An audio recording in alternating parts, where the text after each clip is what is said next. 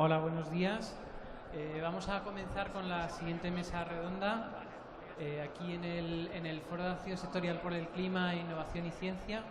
En esta ocasión, desde el Ministerio de Ciencia, Innovación y Universidades, queremos presentaros la mesa Diseño, Innovación y Cambio Climático.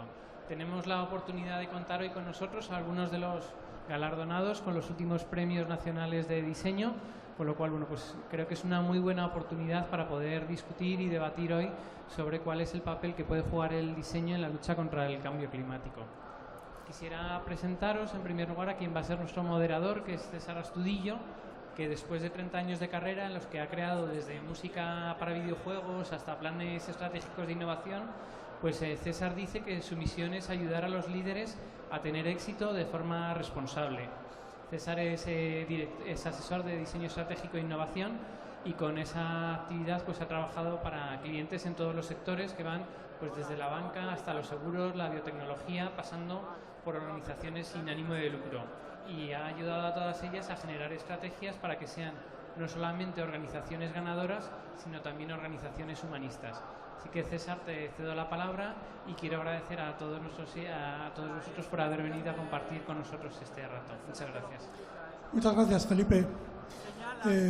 Disculpadme, voy a tirar de papel, ¿vale? Nuestra primera invitada es Marisa Gallén, una diseñadora valenciana todoterreno que desde la fundación del colectivo de diseño La Nave en 1984 hasta su trabajo como presidenta de la Asociación Valenciana Valencia Capital del Diseño, se ha mostrado siempre muy conectada tanto con las inquietudes de su colectivo profesional como con las de la sociedad en general, ¿verdad? Hola, buenos días y muchas gracias por venir. Bueno, yo siempre me he alineado con la vida asociativa, y esto es porque ante los retos a los que nos enfrentamos uno puede adoptar una actitud ingenuamente optimista o bloqueantemente pesimista. Frente a eso yo prefiero ser activista, ¿no? Prefiero actuar por mi talante. Y siempre el mundo asociativo me parece que es el método más rápido y eficaz para lograr cambios, para mejorar esta sociedad, para crear conciencia crítica. Desde las asociaciones profesionales podemos fomentar que se realicen actividades que generan una conciencia crítica en cuanto a cómo el diseño puede ayudar a mejorar la sociedad. Y bueno, pues ahora soy presidenta de la Asociación Valencia Capital Mundial del Diseño. Hemos logrado que Valencia sea capital mundial en el 2022, y esto nos ha colocado en una situación de privilegio como interlocutores con los políticos, de tal forma que nos vemos en la capacidad de poder influir en la agenda política. ¿Y cuál es ese interés en influir? Bueno, pues fundamentalmente consiste en que a través del diseño crear una ciudad más sostenible, más amable, más pensada para el usuario. Y bueno, pienso que todos los ciudadanos del siglo XXI hemos de comprometernos con el gran reto que se nos avecina, bueno, que ya tenemos encima. El gran reto, el reto más grande, más peligroso con el que la humanidad se enfrenta es el cambio climático. Todos tenemos la obligación de implicarnos en él, y más los que estamos, los que nos ocupamos de configurar el mundo artificial en el que vivimos, como arquitectos, diseñadores, urbanistas, paisajistas, etcétera, etcétera. No somos los que más poder tenemos, pero sí contribuimos a configurarlo. Muchas gracias. Nuestro segundo invitado es Vicente Pons, director comercial de Point, una empresa familiar de muebles fundada en 1920 en un pueblo de menos de 6.000 habitantes ahora, y que este año ha recibido el Premio Nacional de Diseño en su categoría de empresas. Vicente, en Point lleváis prácticamente desde vuestra fundación muy conectados con el mundo del diseño, ¿no es así? Sí, Point es una empresa que nace en 1920 y siempre hemos tenido como uno de los valores principales es el diseño. O sea, desde 1920 el abuelo ya le llamaban el maestro y siempre creaba piezas icónicas pensando en el diseño y en la sostenibilidad. Y desde esos inicios hasta ahora, pues siempre hemos incorporado tanto profesionales del diseño como nuevos materiales que vayan acordes a la sostenibilidad, al medio ambiente y a un poco crear productos para hacer felices en el fondo a la gente y al mundo en general. Todos los productos que utilizamos, ya digo, son sostenibles, todos los productos son reciclables y ese es el camino desde el inicio que hemos creado y es el que queremos seguir manteniendo. También soy miembro de la Valencia Capital Mundial del Diseño y es un logro importantísimo al que queremos invitaros a todos a que vengáis y con nosotros lo celebréis. Fantástico. Nuestro tercer invitado es José Romo, CEO de FECOR.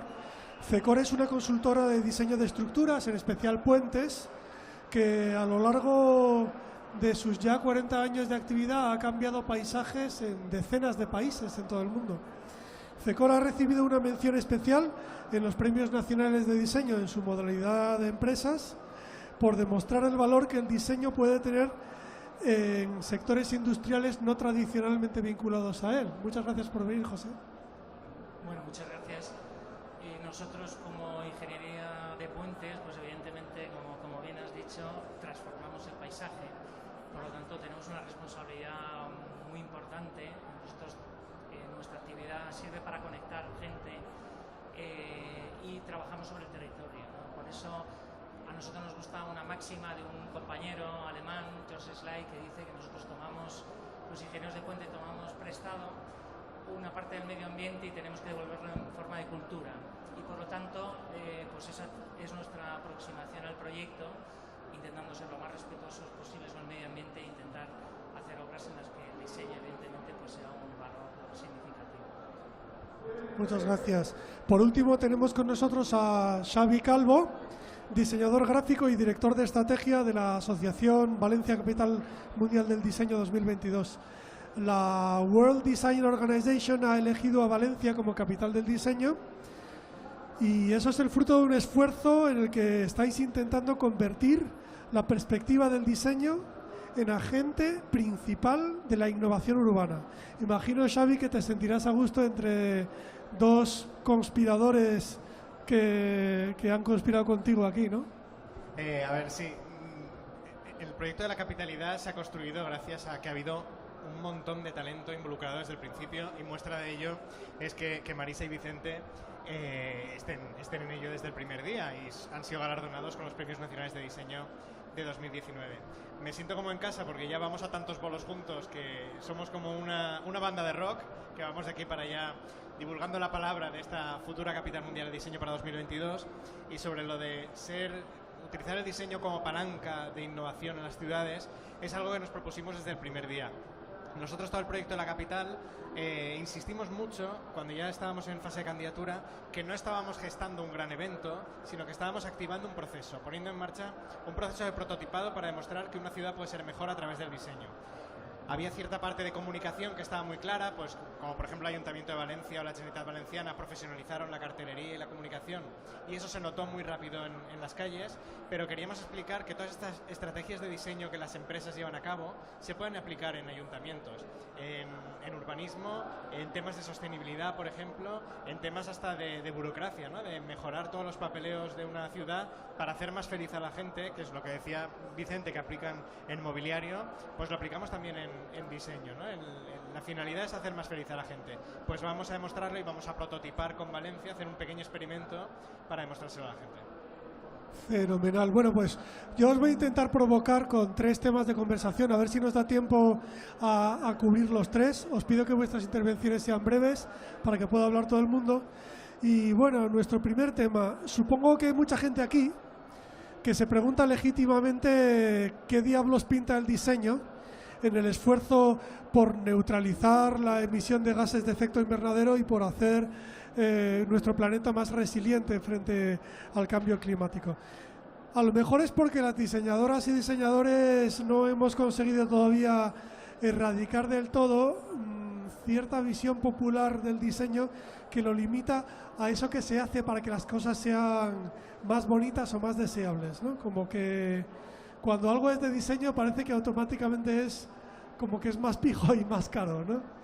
El diseño lleva consigo un poco el pecado original de haber ayudado al nacimiento de la sociedad de consumo, pero la realidad es que hoy en día tiene un papel fundamental en este giro que están experimentando muchas empresas hacia la responsabilidad social y medioambiental, y no solo empresas también, sino también gobiernos y organizaciones sin ánimo de lucro. Una empresa que lleva 40 años haciendo puentes y una que lleva 100 años fabricando mobiliario, pues debéis de saberlo muy bien, ¿no? Nosotros efectivamente el proceso de proyecto, que es bueno, pues donde se toman las grandes decisiones, pues evidentemente el tema medioambiental y el tema, digamos, de hacer obras sostenibles, pues forma parte de todo el proceso y es la variable fundamental, ¿no? Bajo el punto de vista de la ingeniería de puentes, pues es la selección de los materiales, el intentar trabajar con materiales locales, el evitar durante la construcción deteriorar el medio ambiente. Para ello pues hay técnicas de construcción específicas, o también digamos en la propia vida útil, pues intentar hacer obras que sean de alguna forma temporales, ¿no? Entonces en ese sentido nosotros, digamos, partimos de una necesidad que es hacer un puente, y ahí, a partir de ahí entra el diseño, ¿no? El diseño que nos permite seleccionar cuál es la solución, qué forma va a tener, cómo se va a construir. Entonces son todo variables y estrategias de diseño que se aplican durante el proceso. Nosotros concretamente tenemos unos procedimientos internos, digamos, oye, ¿cuál es lo que llamamos el AMB, ¿no? ¿Cuál es la mejora ambiental que cada proyecto incorpora en el diseño, ¿no? Y es una variable que todos nuestros ingenieros, una pregunta que se tienen que hacer durante el proceso para ver, por ejemplo, si utilizamos parte de lo existente, digamos, cómo atenuamos lo que hacemos, etcétera, ¿no? Y luego también hay otra parte importante, hablando del cambio climático, que es estructuras que sean, o puentes, en nuestro caso, resilientes al cambio climático, ¿no? Porque pues, se esperan subidas de nivel de aguas, tormentas, cargas más importantes, entonces pues todo eso ya va incorporado desde el principio, intentando hacer un diseño que dure, ¿no? Porque es, bueno, pues forma parte de todo el proceso.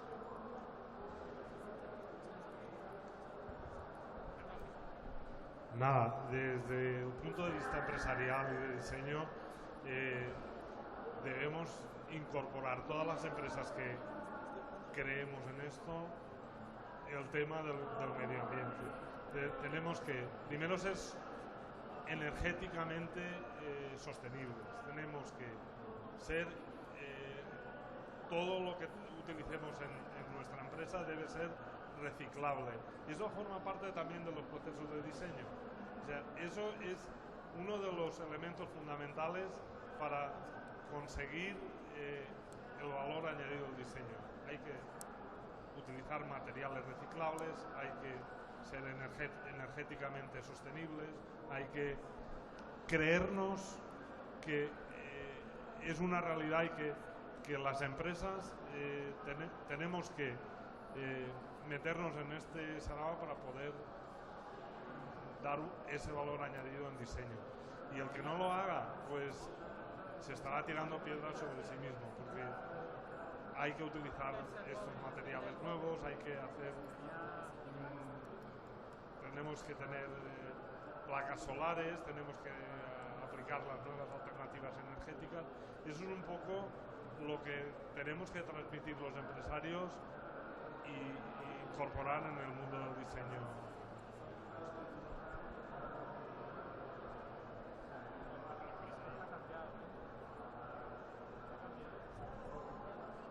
¿Os apetece añadir algo, Xavi, No, Marisa? si quieres seguir, que vamos.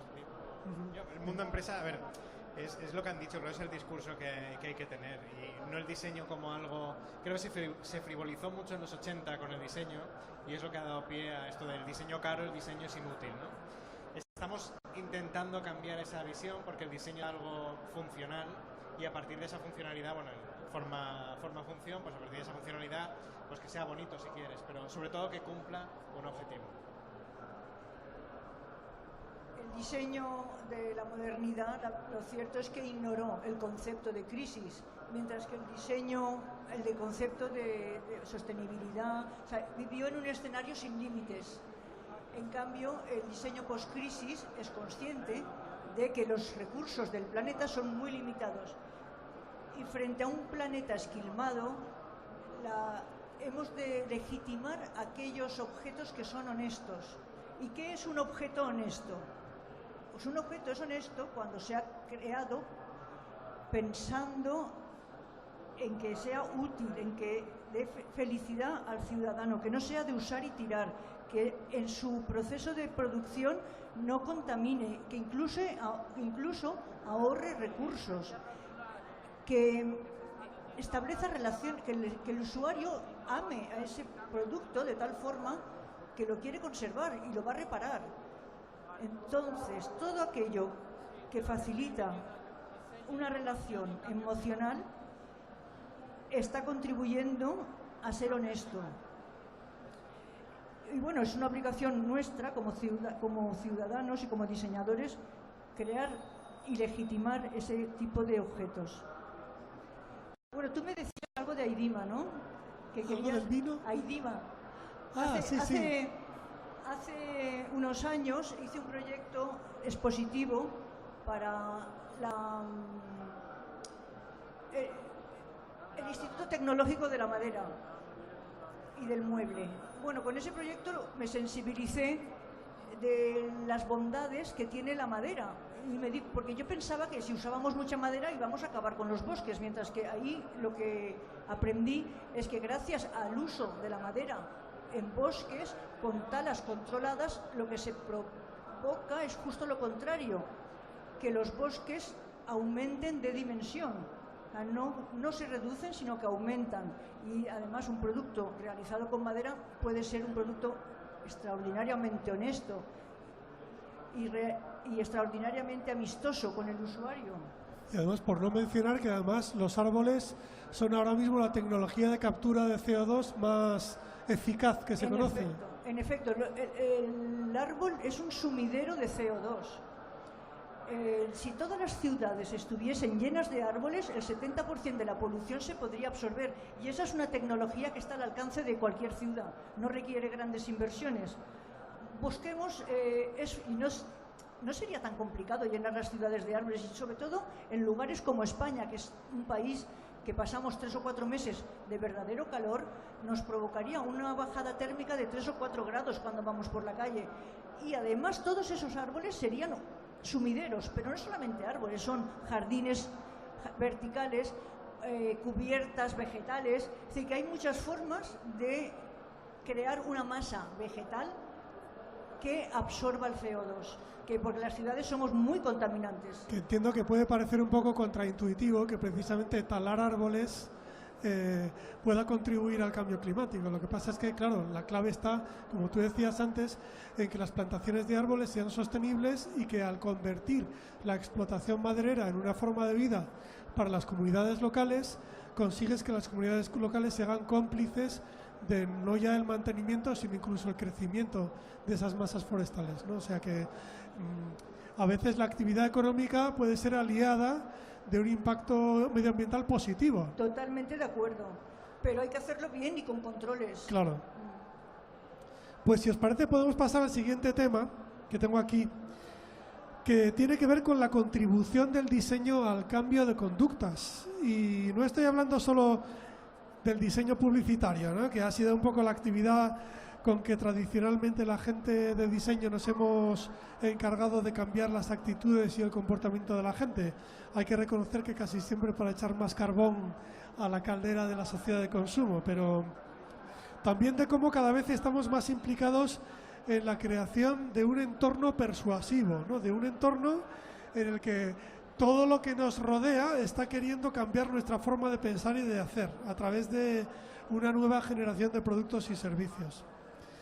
Porque detrás del hecho de que cada vez haya menos gente que quiera tener coche propio y prefiera tener acceso a él cuando lo necesita, o detrás del hecho de que cada vez sea más popular consumir alimentos basados en plantas, no solo hay un movimiento social espontáneo, también hay diseño.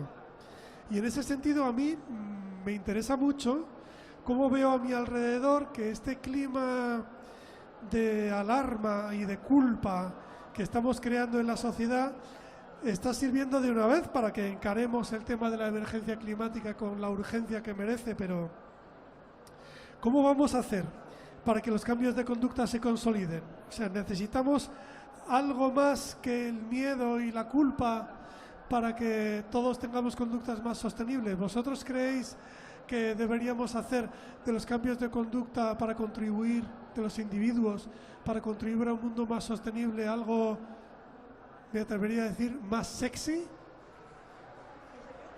Por ejemplo. Bueno, obviamente, para frenar el cambio climático nos hemos de implicar todos, pero no todos tenemos la misma responsabilidad. Es decir, no es igual la responsabilidad de las empresas energéticas o de la industria del automóvil que la de los ciudadanos. Es decir, todos nos hemos de comprometer, porque también hacen falta los ciudadanos, porque somos muchos, somos millones, y millones haciendo pequeñas acciones es un gran empuje.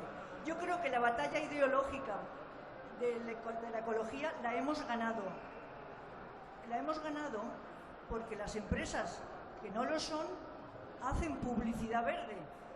El greenwashing lo están haciendo porque saben que la batalla ideológica ya la han perdido. Entonces, todos, si empujamos, podemos acelerar ese cambio, porque está siendo muy lento. Está resultando difícil convencer a la ciudadanía para que se implique. Y uno se pregunta, ¿por qué es tan difícil? Pues porque los ciudadanos individualmente cuestionan ¿qué más da que yo me esfuerce si los demás no lo hacen? Sobre todo, se hace difícil si gobiernos, tenemos a USA con Trump a la cabeza como paradigma, o empresas energéticas no lo hacen. O sea, si los que tienen realmente el poder, que son los gobiernos y las empresas energéticas, no lo hacen, uno puede decir, pues no lo hago. Bueno, pues no, eso es el cínico, porque el que es honesto no puede adoptar esa actitud. El pesimismo cínico es paralizante también, ¿y para qué voy a hacer nada? Hemos de fomentar, y yo creo que es verdad que no es sexy a una sociedad acostumbrada a viajar en aviones low cost, a comprarse el último gadget tecnológico y acostumbrada a una cultura del usar y tirar, no es sexy decirle no sigas por este camino porque estás equivocado. Pero sí es sexy llamar a la acción. Entonces yo creo que toda la publicidad o gráfica institucional tiene que ir dirigida, o de las ONGs, tiene que ir dirigida a una llamada a la acción. Eso es lo único sexy que hay. Y de hecho ya empiezan a ser sexys muchos comportamientos que están adoptando los jóvenes, de no sacarse el carnet de conducir, de compartir coche con aplicaciones, o compartir casa, ir en bicicleta porque no quieren contaminar. Es decir, que ya hay muchas acciones de los jóvenes que están, de los jóvenes y de maduros también, pero sobre todo los jóvenes, porque a ellos les importa más el futuro. Están empezando a ser muy interesantes y estoy convencida de que a muchas empresas bien y hacer sexy ese lado verde, ¿no? Sin llegar al greenwashing, porque ahí es donde entraríamos en conflicto diseño y marketing de una gran corporación, pero el ayudar a comunicar, ¿no? Hace un par de semanas Tesla presentaba el Cybertruck y ahí ves que lo han sabido hacer muy bien, ¿no? En el sentido de la presentación. Ya no entró en el coche si es horripilante o es una pasada, porque es raro de cojones, ¿no? Así de entrada es un esperpento, te puede gustar más o menos, ya veremos las ventas, pero supieron hacer muy bien la presentación. Tesla siempre ha tenido un discurso muy relacionado con el medio ambiente, con las energías renovables, y de repente la presentación del pick-up no habló para nada ni de medio ambiente, ni de energía, ni de sostenibilidad, ni del planeta, porque saben que el cliente, el target, no está pensando en absoluto por el medio ambiente, porque no es sexy. Es como ecomacarra, ¿no? Sí, es el coche ecomacarra, Pero no hablemos de eco, hablemos solo de macarras, es lo que Tesla tiene muy claro. El cliente de una pick-up le gusta contaminar, es un tío que le gusta contaminar, es el Donald Trump, ¿no? de la mayoría de estados americanos que va con su pick-up contaminando. Entonces no le puedes vender de repente que es un coche que es amable con el medio ambiente y que vas a llevar a los niños al colegio, no, es una macarrada de coche. Entonces, ahí lo modulan muy bien y es lo que creo que tenemos que hacer mejor, lo de saber comunicar mejor este lado verde que no está tan relacionado con un salvamundos o con un hippie tal vez, porque así no vas a conseguir meterlo en el mercado realmente. Parece que Vicente quiere añadir algo. Nada, yo lo que veo es que hay un relevo generacional, que hay desde la educación se va a conseguir este cambio. Y desde la educación, desde abajo, el nuevo relevo generacional de gente joven sí que cree que lo sexy es lo verde, sí que cree que lo sostenible es compartir coche. Y ese movimiento nos va a llevar a los que somos un poco más maduros a tener ese cambio y a engancharnos a esa corriente verde y esa corriente del nuevo sistema. Esto es un poco lo que veo. Coincido en la visión, bajo el punto de vista nuestro de la ingeniería, pues también decir que los temas son lentos y que efectivamente, como decía Marisa, pues lo importante son los que tienen el poder de decisión, ¿no? de cómo se hacen las cosas. Muchas veces nosotros que proyectamos en todo el mundo, pues te das cuenta que efectivamente la sensibilidad de los clientes no es la misma, ni mucho menos, cuando estás haciendo un proyecto en la India o lo estás haciendo en Europa.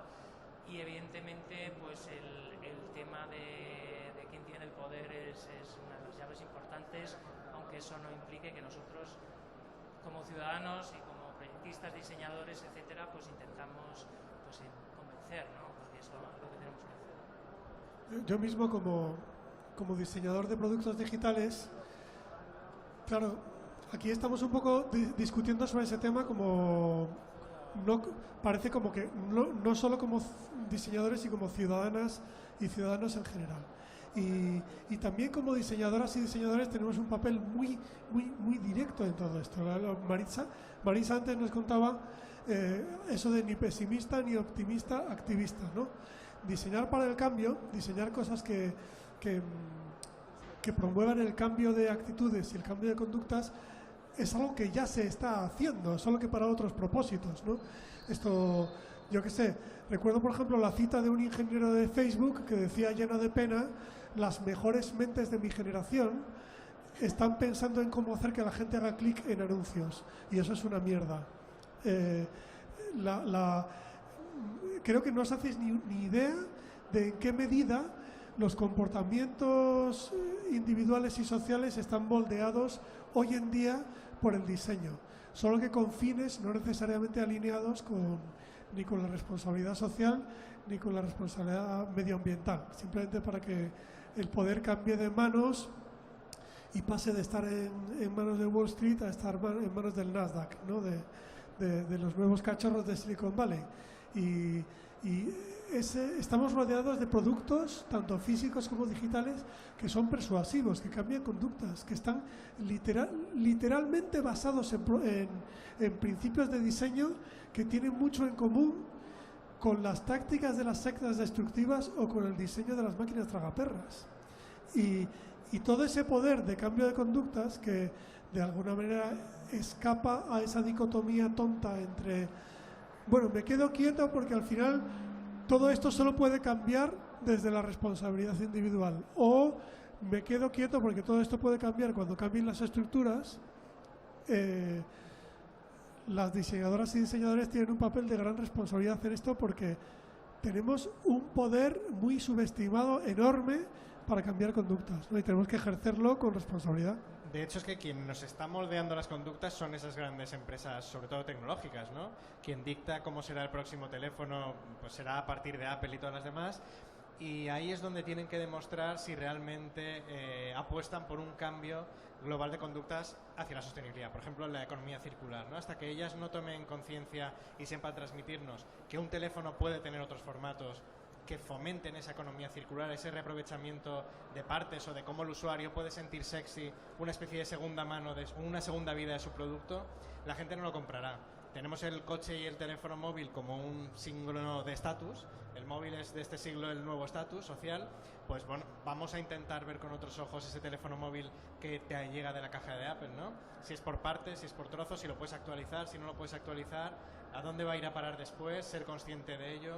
Yo creo que son ellas las que tienen esa gran obligación. Y mira, Xavi, es muy oportuno que digas eso de que coloques a las empresas en tercera persona, ¿sabes? Porque me lleva mucho al tercer tema al que os quiero llevar, ¿no? Que es que tiene que ver con la influencia estratégica de las diseñadoras y diseñadores en las organizaciones. Históricamente la gente de diseño, o por lo menos aquellas que hemos tenido más suerte, nos hemos como ganado el derecho a susurrar al oído de la gente que manda, ¿no? Y ahí se está produciendo un cierto giro, ¿no?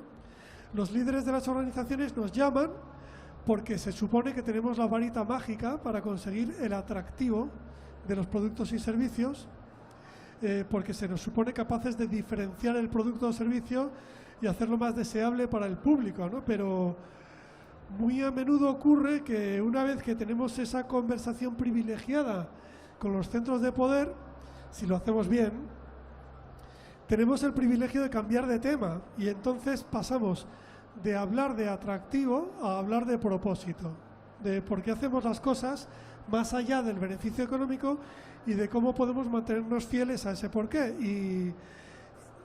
Y tengo la sensación de que ese cambio de conversación es un papel que tenemos que agarrar diseñadoras y diseñadores con ganas y con conciencia. ¿Qué opináis de eso? Yo creo, igual que decía de aplicar estrategias que los diseñadores llevamos con las empresas a los ayuntamientos, también está aplicarlas, la que hacemos con los empresarios, aplicarlas a esos políticos, ¿no? Yo, las primeras reuniones con un cliente son todas didácticas, antes de empezar a bocetar. Lo que nos toca ahora es transmitir esa didáctica a esos responsables políticos, enseñarles que con el diseño harán mejor su trabajo o, y voy a ser aquí ya muy claro, o se marcarán un tanto. Muchas veces sobreestimamos esa sensibilidad política y muchas veces no va más allá de que sepan marcarse el tanto. Con lo cual hay que enseñarles que sí que se pueden marcar un tanto también con el diseño y además estaban favoreciendo que las ciudades, los territorios sean mejores. Eso sí que lo estamos viviendo en primera mano en Valencia, por ejemplo, ver que se está apostando con el diseño porque se está viendo que funciona mejor con el diseño. Que hay donde mirarse, que estaba el Design Council en el Reino Unido, que fue en momento de crisis cuando se creó. ¿Por qué no aplicarlo a una ciudad? Bueno, ahora, desde luego, nos hemos de implicar todos, porque los políticos tienen el poder manón tropo. El poder lo tienen, sobre todo, las empresas. Y las empresas que más poder tienen son las energéticas, que no tienen interés en que dejemos de consumir sus productos, que en lugar de eliminar o rebajar el impacto en el cambio climático, lo perpetúan. Entonces, ¿qué podemos hacer los diseñadores gráficos? Creo que debe estar en el código deontológico de un diseñador gráfico no trabajar con ese tipo de empresas. Yo no confío en la publicidad de las empresas energéticas, porque son empresas marrones que se venden como verdes, que te describen en qué escenario estamos de catástrofe y te dicen la solución es compra este producto que emite bajas emisiones, que es más sostenible. Perdón, no, esa no es la solución. La solución es un cambio de modelo económico y no sabemos cómo lo vamos a conseguir. Pero yo desde luego no encuentro, no me puedo fiar y además me produce ecofatiga de mensaje sostenible de estas empresas de coches o de energéticas, que por cierto deben ser todas sponsores de este acontecimiento, ¿no? Que no nos escuchen. Sí. Me hace gracia, Marisa, porque me recuerdas mucho a un libro que escribió este año un diseñador digital que se llama Mike Monteiro. Es un libro que se llama Ruined by Design, que podría traducirse al castellano como echado a perder por diseño, ¿no? Sí. Entonces Mike Monteiro dice que los dos deberes éticos de una diseñadora o diseñador son preguntar para qué y decir que no, ¿no? Y a mí siempre me ha parecido que eso es un poco reduccionista y digamos, ¿cómo diría yo? Como, o sea, solo por decir, bueno, pues Endesa, yo para ti no voy a diseñar, tampoco vamos a cambiar gran cosa, ¿no? Y lo que yo creo es que hay que ir más allá de ser contactados en una etapa tardía de las decisiones. Cuando te piden que pongas bonita la enésima capa de pintalabios en el cerdo del capitalismo, por así decirlo, y tú negarte a ponerle pintalabios al cerdo, sino que tenemos otra oportunidad, que es la de hacernos presentes y relevantes en los foros de toma de decisiones donde nace la mala decisión, y ni siquiera decir no hagamos esto porque es malo, sino decir tengo una idea mejor. Y creo que ¿cómo diría yo? Que la ambición de las diseñadoras y diseñadores de ser tenidas en cuenta en foros cada vez más estratégicos es buena y que debería utilizarse para eso, ¿no? Para matar, no limitarse a preguntar para qué y decir que no, sino matar las malas ideas allí donde nacen para reemplazarlas por ideas buenas, ¿no? ¿Qué opináis vosotros? Mira, yo pienso que en estos momentos es fundamental el papel del diseñador en todo. Diseño no es una silla, diseño es una estrategia, diseño es una ciudad, diseño es el medio ambiente, diseño es todo. O sea, Endesa, Acciona, Iberdrola van a tener que pedir asesoramiento a los diseñadores para marcar estrategias y poder cambiar a los políticos en lo que es el cambio que nos viene. Y yo pienso que eso es el camino. O sea, no es decir, no trabajo para ti, no, voy a trabajar para ti, para cambiarte. Y eso desde el mundo de vista de las empresas es así. El diseñador nos ayuda a cambiar la visión del producto, nos ayuda a hacer productos más sostenibles, nos ayuda a decir, oye, por ese camino no es el correcto. Fíjate, Godel, me encanta oírte decir eso, porque eres un empresario, tú no eres un diseñador, y estás diciendo justo eso. O sea, el hecho de que creo que las diseñadoras y los diseñadores a veces pecamos de ser demasiado dóciles en el sentido de contentarnos con añadir una capa superficial de deseo o de diferenciación a decisiones estratégicas previamente tomadas, ¿no?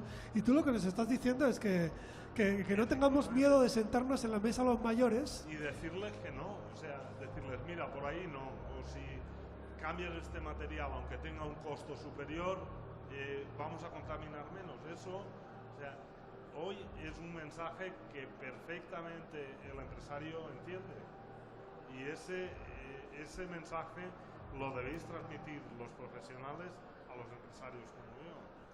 Creo que en ese caso una cosa que es muy necesaria es que, puesto que una de las habilidades que se supone que tenemos que tener las diseñadoras y diseñadores es la de traducir los mensajes, la de hacer un mensaje complejo, comprensible para un público, ser capaces de, sin perder la sensibilidad social, medioambiental, esa famosa empatía que se nos supone con las personas que tenemos, pues que cuando estemos en un ambiente empresarial donde no toca hablar de ética, donde toca hablar de resultados y toca hablar de propuestas de valor, o sea, si estás en una conversación en la que se habla el lenguaje de la rentabilidad, pues poder hablar de ética con el lenguaje de la rentabilidad. O sea, porque a nadie le gusta, en la mesa donde se está luchando por sobrevivir ese trimestre, por no quebrar para el próximo trimestre, a nadie le gusta tener un Pepito Grillo que diga,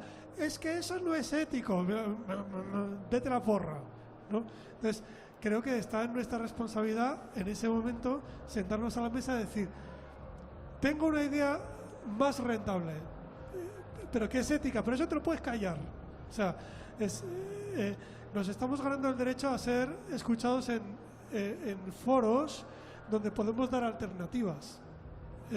Y claro, es que eso es lo difícil, dar alternativas, ¿no? Los retos son sexys y los retos son fáciles, eso es. deberíamos irnos a retos sexys y decirle que no a una multinacional es sexy.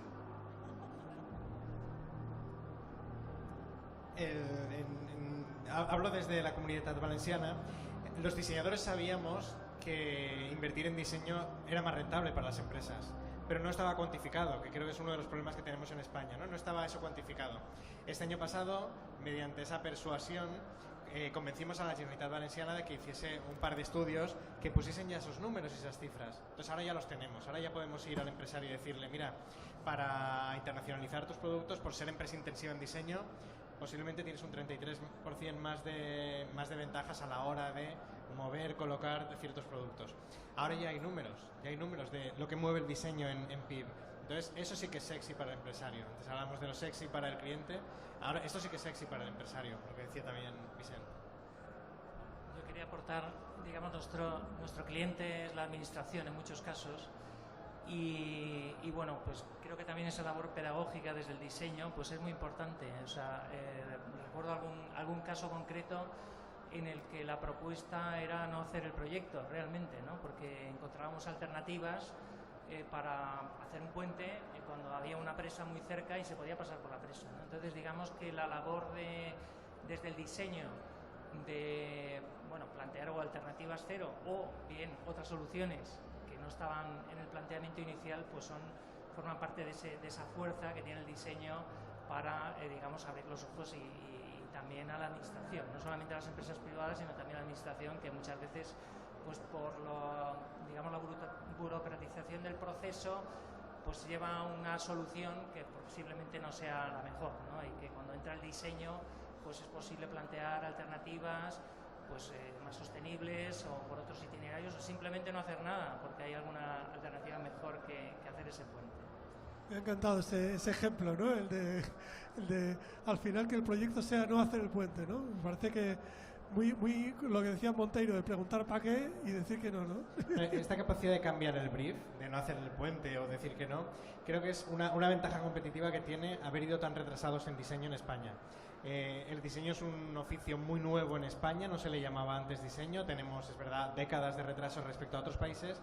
Eso ha hecho que hoy día no se sepa proyectar, no se sepa preparar bien un brief en una empresa. Y eso nos da una capacidad a los diseñadores, que es cambiar ese brief. Que cuando lleguen y te digan, es que quiero un logo nuevo, tú decirle, mira, no, es que estratégicamente lo que necesitáis no es cambiar el logo, es ver cómo comunica esa empresa. Igual es un tema de una campaña, igual es un tema editorial, igual quieren un editorial, lo que tienen es que cambiar de logo. Y ahí es donde realmente yo como diseñador estoy cómodo, ¿no? En esas primeras reuniones en las que puedes decir que no está bien enfocado lo que te están pidiendo. Y es creo que el chip que tenemos que cambiar, el no asumir, hay que hacer un logo, esos son técnicos, eso es un diseñador técnico. Los diseñadores creo que tenemos que hacer, que colaborar con otro tipo de posiciones. Eso me recuerda a un chiste que dice, ¿cuántos diseñadores hacen falta para cambiar una bombilla? Dice, un momento, primero tenemos que discutir para qué queremos la bombilla y tenemos que hablar de lo bonita que es la oscuridad, ¿no? De cómo, esto... pues, ¿qué os parece si abrimos un poquito un par de preguntas del público? Creo que había... Sí, por ahí van a distribuir un micrófono. Si alguno de vosotras y vosotros queréis preguntar algo a aprovechar que tenemos aquí a Premios Nacionales de Diseño. Hola, muchas gracias por la charla y yo os quería preguntar un poco a todas y a todos qué pasa con el rural. Es decir, estamos hablando todo el rato de ciudades, de ese cambio de consumo, cambio de paradigma, pero yo creo que toda la capacidad de generación parte del rural, que es donde está toda esa materia prima, energía. Entonces, como diseñadores, ¿qué hacemos para ponernos a su servicio? Y además, ¿cómo conectamos ese mundo urbano con ese mundo rural? Gracias. Mira, yo soy una empresa de diseño y soy una empresa del mundo rural. Y es fundamental, o sea, hoy veníamos en el tren hablando, o sea, necesitamos el diseño para también crear, las zonas rurales no queremos ser parques de atracciones de gente que venga a decir, ay, qué bonito es esto, no. El diseño también tiene que ser un foco para atraer a empresas hacia esas zonas rurales y crear polos de desarrollo y de sostenibilidad. y eso es fundamental. O sea, las zonas rurales son un foco de creación de empleo y de sostenibilidad en el sistema. Así lo veo yo. En el proyecto de la capital, que no hay nada que suene menos rural que ser capital mundial de diseño, ¿no? Hemos hablado siempre mucho de todo el territorio valenciano, porque sin la industria no habría habido diseño. Donde ha habido industria ha surgido el diseño por necesidad, y la mayoría de la industria de la Comunidad Valenciana está en zonas rurales, no en las grandes capitales. No somos un territorio de diseño de servicios que puede estar concentrado en Valencia, Alicante o Castellón. Teníamos muy claro que hay que conocer el territorio y conocer, por ejemplo, dónde están esas materias primas. Hace poco una empresa de Suiza se interesó por Valencia por el tema de la paja del arroz. Tras el cultivo del arroz, ¿qué se hace con la paja, ¿no? Pues con esa paja se puede utilizar para muchos otros fines, para el negocio, para el mundo de las fallas, para invertir en nuevos materiales. Y creo que conociendo tu entorno y todo tu territorio y las zonas rurales, podremos ser más sostenibles también. Porque a veces hablamos del caso del bambú, ¿no? El bambú es muy ecológico, muy sostenible. Ya, pero si el bambú te lo traes de China, pero al lado de tu casa tienes fábricas de acero, el acero va a ser más sostenible que traer el bambú desde China. Entonces, al final, conocer tu territorio es parte del planteamiento de la Capital Mundial de Diseño, conocer el territorio para ayudar a esas empresas del territorio también. A mí hay una cosa en ese aspecto que creo que yo estoy convencido de que las soluciones de diseño tienen mucho que ver con la dieta intelectual de la diseñadora que las concibe, ¿no? Entonces, encuentro extraordinariamente difícil que se hagan soluciones de diseño válidas para el mundo rural hechas por diseñadoras y diseñadores urbanitas, ¿no?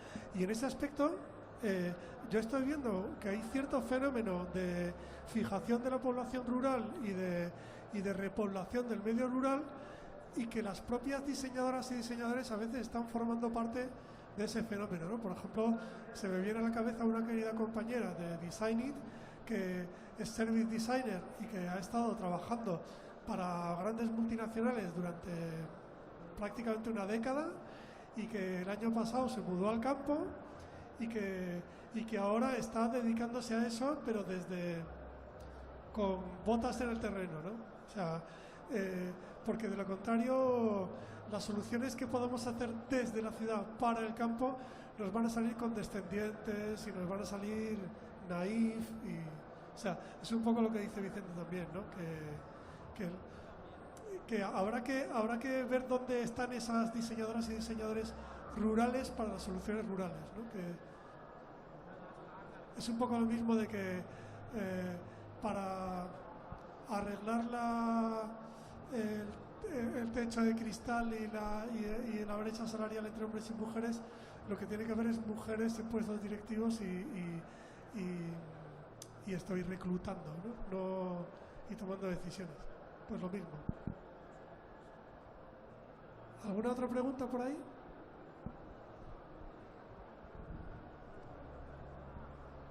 Hola, mi pregunta sería para Juan Romo de FECOR. Me gustaría saber si por parte de la administración del gobierno hay proyectos de puentes de paso de vegetación para animales. Sí, bueno, sí, dentro de los proyectos de carreteras nuevos, que ya no hay casi carreteras nuevas en España, o de, digamos, o líneas de ferrocarril, digamos, hay lo que se llama pasos de fauna, que son efectivamente pues elementos para conectar el territorio, digamos, para sobre todo animales, especies salvajes, ¿no? Y pues tienen digamos, unos anchos específicos, una forma específica de diseño, pero sí, se suele incorporar en diseños. Me pregunto si los organizadores creen que hay tiempo para un par de preguntas más.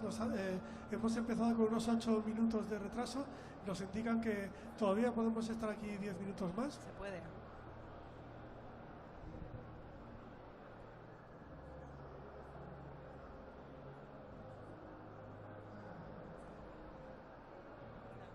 Gracias. Buenos días a todos. Muchas gracias por organizar esto. Y además, César, el comentario que quería hacerte cuando has iniciado la mesa redonda de que si el diseño tiene mucho que ver o no con la cumbre en la que estamos, con la sostenibilidad, yo creo que tiene que verlo todo directamente. Te lo dice una ex Naciones Unidas que hasta hace un mes he estado trabajando allí durante 3 años en una de las agencias, además, que estudia la sostenibilidad en las ciudades, ONU Habitat. es el Programa de Naciones Unidas para los Asentamientos Humanos. Y ahí se habla de que la clave para que las ciudades sean sostenibles, para que se cumpla lo de S11, de ciudades inclusivas, seguras, resilientes, sostenibles, es la planificación, que es en el urbanismo el paralelo a lo que es el diseño. O sea, que las ciudades están diseñadas by choice, not by chance. Eso en ciudades de larga tradición, como puedan ser las europeas, que se han desarrollado según una serie de pautas bien estudiadas por el urbanismo, la arquitectura, bla, bla, bla. Hay pocas cosas que hacer salvo regenerar de alguna manera urbanamente o hacer planes de movilidad que cumplan con la sostenibilidad. Pero las ciudades nuevas, que son las ciudades emergentes que están surgiendo en todo lo que es Asia, África, hay un trabajo de campo muy grande de diseñadores, sobre todo de arquitectos. O sea, en Nano Habitat, la que ha sido mi agencia hasta hace un mes, la base son arquitectos, son planificadores y son urbanistas que hablan de cómo, si con la posibilidad de empezar a crear un asentamiento humano, cómo hacerlo, en todos los términos. Movilidad, vivienda, materiales ecosostenibles, incluso en situaciones de emergencia, como crear un campo de refugiados que se haga con unos materiales impresos en 3D, en una impresora 3D rápidamente, y ahí el diseño es toda la base. También digo que como Naciones Unidas es una especie de gobierno utópico, platónico, hay un montón de recomendaciones y un montón de textos técnicos que pueden servir a los diseñadores y que yo recomiendo que es una especie de biblioteca mundial, porque son publicaciones que están accesibles, o sea, están publicadas en la web, cada vez mejor o peor ordenadas, pero están allí.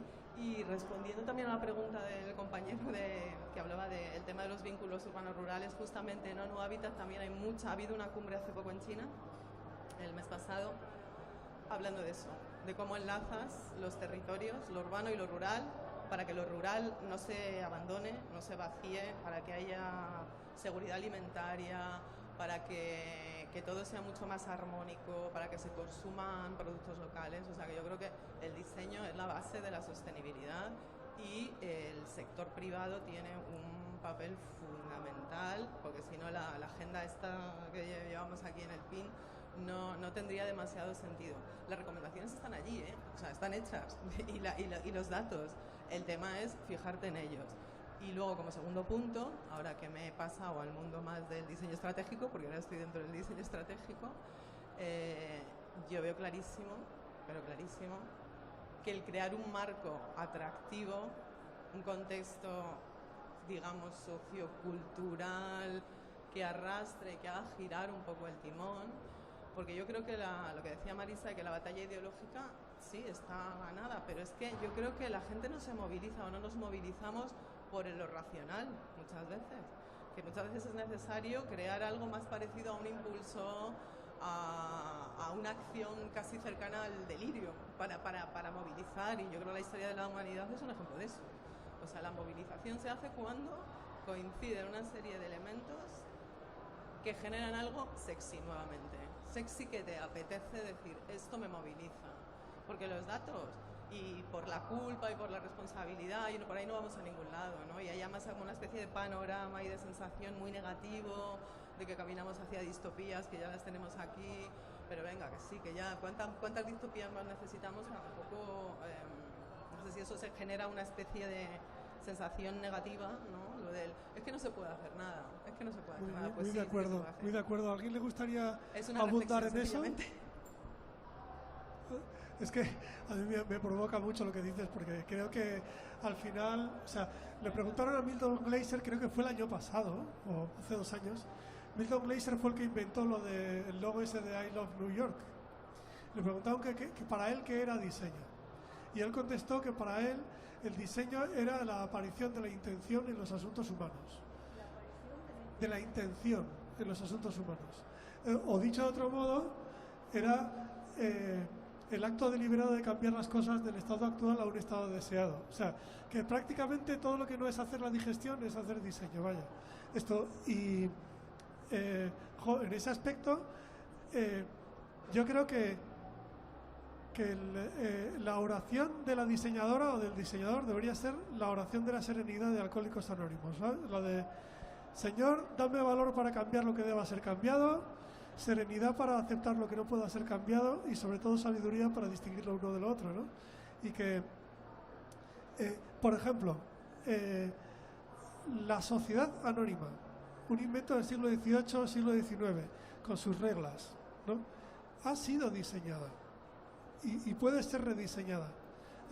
La sociedad anónima, como conjunto de reglas que rigen, que han generado muchísima prosperidad y muchísimo progreso, pero también que nos ha conducido al borde del caos, al borde del cataclismo en el que estamos ahora, puede y debe, pertenece al tipo de cosas que debemos tener serenidad para aceptar porque no pueden ser cambiadas, o al tipo de cosas que debemos tener valor para cambiar porque deben ser cambiadas. Y creo que la respuesta es obvia, ¿no?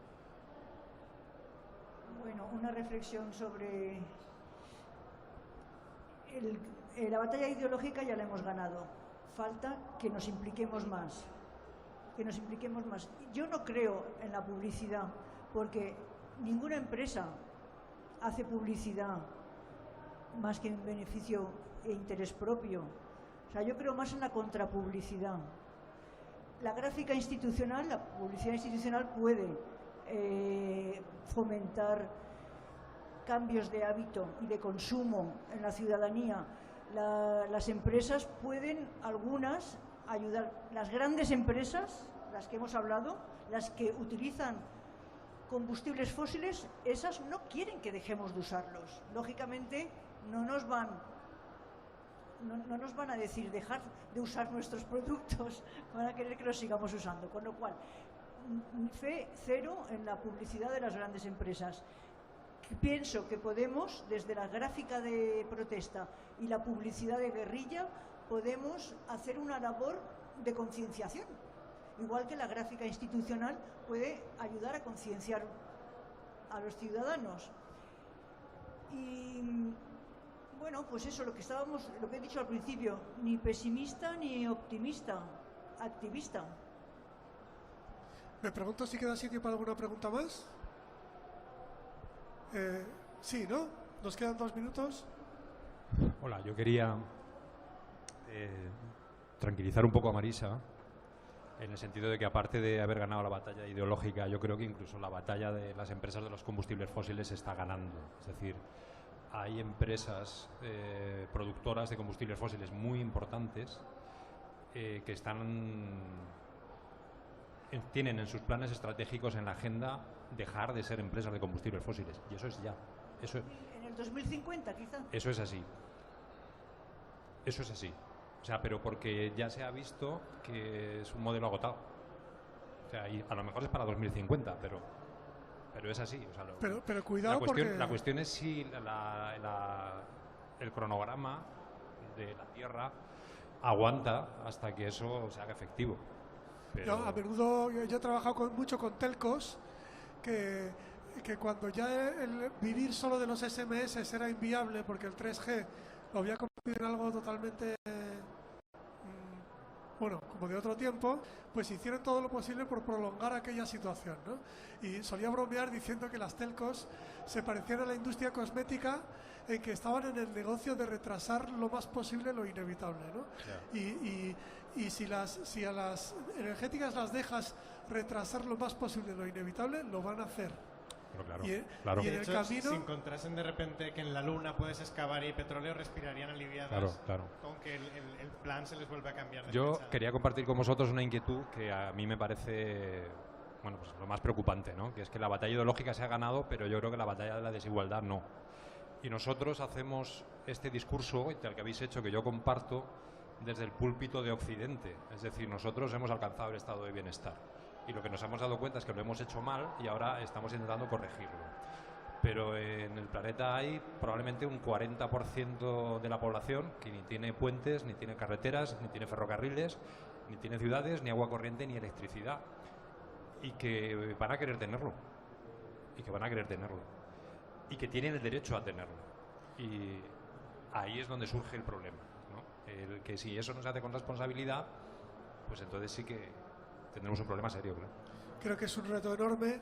Creo que es un reto que probablemente no se va a resolver haciendo que las diseñadoras y diseñadores desde Occidente diseñemos cosas para esa pobrecita gente, sino dejando que se escuchen sus voces, que puedan diseñar sus propias soluciones y dándoles espacio para que intentando contribuir desde nuestro lado a dejarles holgura para que puedan ejercer su derecho al desarrollo igual que nosotros lo ejercimos en su momento y mientras tanto no cargándonos el planeta, ¿no? En definitiva, porque ya se nos acaba el tiempo, veis que las y los profesionales del diseño, tanto desde gráfico, desde mobiliario, desde puentes, desde interfaces digitales, aunque nos dediquemos a cosas distintas, tenemos mucho en común, y es que somos una profesión que ha contribuido al nacimiento y el desarrollo de la sociedad de consumo, y que eso nos hace arrastrar cierto pecadillo original, pero que al mismo tiempo tenemos habilidades como son las de trabajar con constricciones, porque dicen que el diseño no es otra cosa que la administración de constricciones, de poner encima de la mesa propuestas de futuro, de poner encima de la mesa conjeturas sobre futuros posibles y deseables que todo el mundo entiende, y que ahora nuestra responsabilidad es usar esas habilidades para contribuir a este giro, a menudo demasiado lento, quizás para acelerar ese giro hacia una sociedad más sostenible para todas y todos. Muchas gracias.